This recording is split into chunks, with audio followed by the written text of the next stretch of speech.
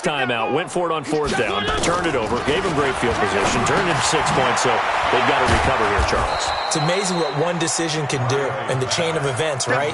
The decision to go for it on fourth down. Caused all of that. It caused every bit of it, but it showed confidence. Hey, I've got confidence in you guys. Go pick it up for them. Didn't happen. Also showed confidence in the defense. They didn't pick up their end of the bargain, so now they've got to come back out and start over and rebuild that confidence.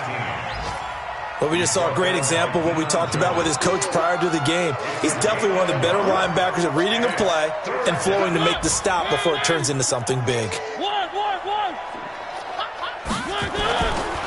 On third down, they'll run it with Sanders. And he will not get there as they stop him short right around the 34-yard line. Just a 1-yard gain on the play, and that'll mean a call to the punt team as it's fourth down. And how about this one now? In their own territory, a gutsy call. They're going to go for this on 4th and a yard. They'll try and run for it. And he's not going to get there. Might have even lost a yard. Boy, a curious decision to go for it. Doesn't pan out. And the Falcons will take control of the football in great field position. They'll run on first down. Freeman. And he'll get a little over 2, maybe a full 3 down to the 32-yard line. Now the defense will burn their third and final timeout. And as the two teams talk it over on their respective sidelines, we take a break.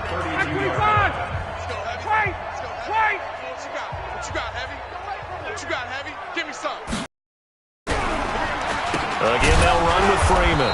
They're going to snuff this play out behind the line. We have not seen that much today. Back now in Atlanta. And this is a blowout so far as we get set for the fourth quarter. A very one-sided affair. Ready. Watch the pass. Check 13. Check 13. A fake to Freeman. Now it's Ryan. Oh, he's going to go for it all. And this is caught. For the moment, it's a touchdown, but multiple flags down, so let's sort this out. They can't stop me, son. So out comes a field goal team now for the second time here today. He's going to need a little mustard on this one. It will be a 51-yard attempt. And this is good. He got just enough to clear the crossbar as he drops it in from long distance. And they're well on their way now as the lead grows even larger. So it's 3 more points, and that widens this thing out even further here in the fourth. And you know in this league, you can never have enough points, but this widens it out, as you said, and now it's all about ball control, isn't it? At their own 25-yard line. The Titans offense set to begin the drive. And on that last drive, went for it on fourth, turned it over. Good job by their defense, though. They held them to 3, but this offense, they've got to be a little bit better, a little bit more careful here. And sometimes when you see these calls on fourth down, when they decide to go for it, it's not necessarily the coach saying, I believe in my offense. Sometimes the coach saying, I believe in my defense. I can afford to go for it here, because if we don't get it, I don't think we'll give up more than 3, and that's exactly what happened there. You think that factored in? I do. I think that he had that in his mind going into the game, that I'm going to be aggressive on offense because I know I've got a defense that can hold up their end. 3 yards on the pickup there, and it'll be second down. They tried a quick hitter inside, but that one was swallowed up because what they're hoping, those big defensive linemen will take the bait and move laterally and open up a crease that they can run through. Didn't happen on that play. And he is met in his tracks behind the line of scrimmage. It'll go as a loss of a yard, and it'll set up third down. The Titans on third down. They've struggled to the tune of 2 for 8 so far. This is 3rd and 7. They'll run it now out of the gun.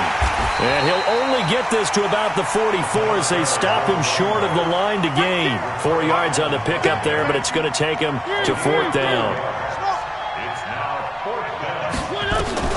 The Titans go. It's Mariota. And he's got a man, Corey Davis. And he takes this one down almost all the way to the 30. Now, no reason not to try it there, and they do indeed convert on 4th.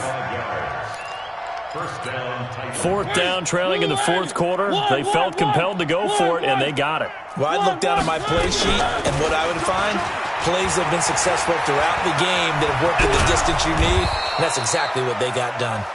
And inside the 20 before he's brought down. The Titans get 14 yards there and move the chains as well. So signs of life in what's been a dormant offense in this second half. Here's 1st and 10. They'll keep it on the ground. Hurd.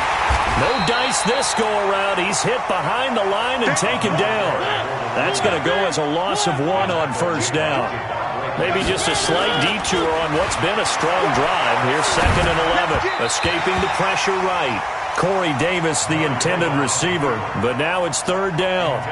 At this point, down big, you'd have to imagine this defense, they're just going to sit back, blanket the field as best they can. Yeah, this is actually the easy part of the game for them because, just as you noted, they can sit back, keep everything in front of them.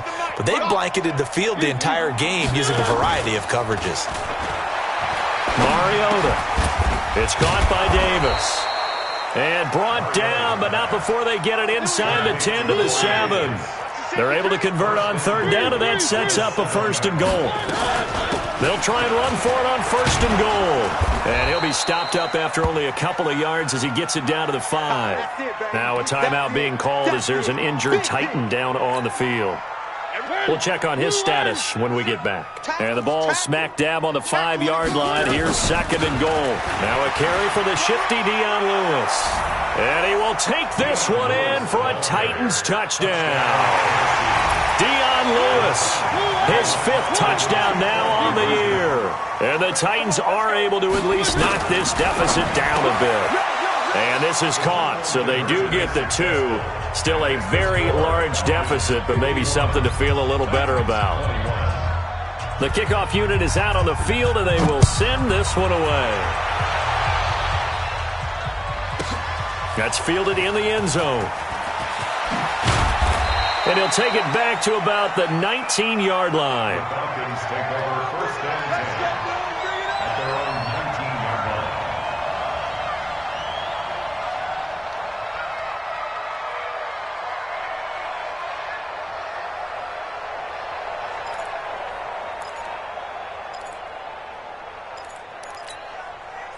The Atlanta offense out there for their next drive. The outcome of this one, well, we know who's going to win it. It's just all window dressing at this point. Got me thinking, what's the biggest blowout that you've been a part of as a player, broadcaster?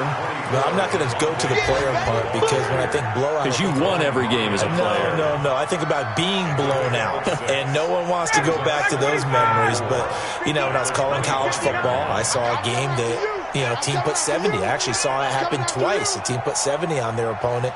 And in the NFL, in the 2017 season, I saw one of those changing of the guard games where a team that hadn't been very good before now is dominating and kicking around a team who had been ruling their division. And that's when you earn your paycheck, right? As the analyst, you got to fill that time. You've got to know what's going on out there and how it all happened. Well, obviously, that begs the question, what game was it? That was Seattle hosting Los Angeles, the Rams. Yeah. Their second meeting of the season, and the Rams turned it around from the first one and blew out the Seahawks. Just a yard on the 1st down carry, so it's 2nd and 9.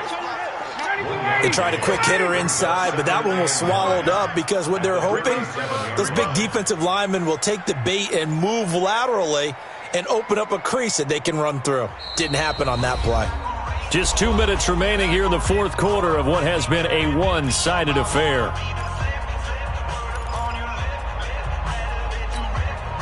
So it's Falcon football as we welcome you back. And let's see what they've come up with offensively after having time to talk it over. Check. Fresno. Hatchet.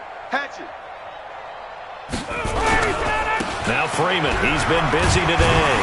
And a 5-yard gain gets him to the 42. And there's a run to be happy with. Good, solid yardage. They'll take that anytime you hand the ball to a back.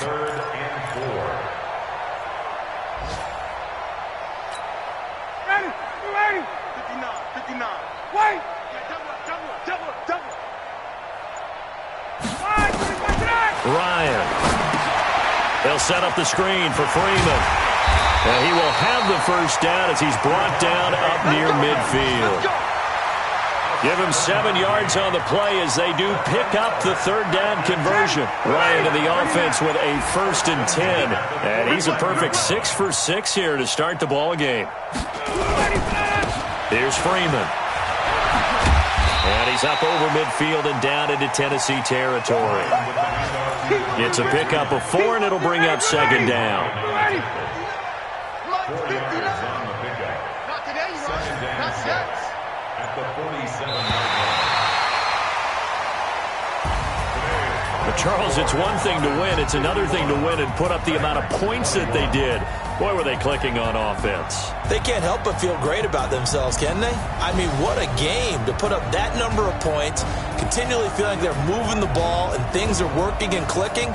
They think that they can bottle this and carry it with them. And as an offensive coordinator, you just don't think you can do anything wrong. Whatever you call, run, pass, it's all going to work. That's called being in the zone. So for the Falcons, it took a few weeks, but they finally get their first one of the season here in Week 4. And they'll hit the road next week to take on the Houston Texans. Meanwhile, for the Titans, they'll fall back to 500 at 2-2. And they'll get a chance to redeem themselves at home next week. So for Charles Davis and our entire crew, I'm Brandon Gaudin. Next game, guess what? Charles and I will be here again. It's the NFL on EA Sports.